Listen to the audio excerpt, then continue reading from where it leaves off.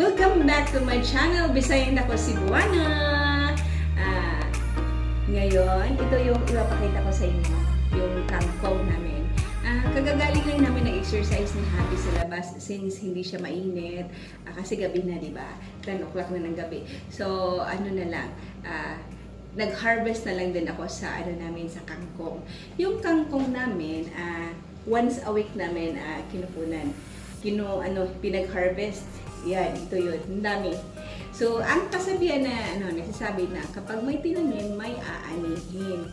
So, ito yun. Budget na namin ito for 1 week. Ilalagay namin ito sa sinigang na, isda. And then, masarap din ito pag ginigisa siya or yung pag lalagyan ng, baboy. So, masarap talaga siya. Ito, ang dami. So, ito, dinidiligan namin ito araw-araw. Ayan. Ayan. Ang dami.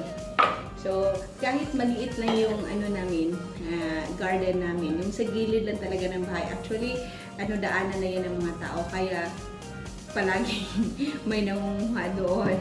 Kung sa term pa, ibang term is maraming magnanakaw. Nung isang araw, yung ninakaw sa amin yung tanglad. So, nung last 2 weeks ago, lahat talaga kinuha yung 3 weeks ago, talagang lahat ng kangkong namin, parang dinalhan siya ng isang planggana.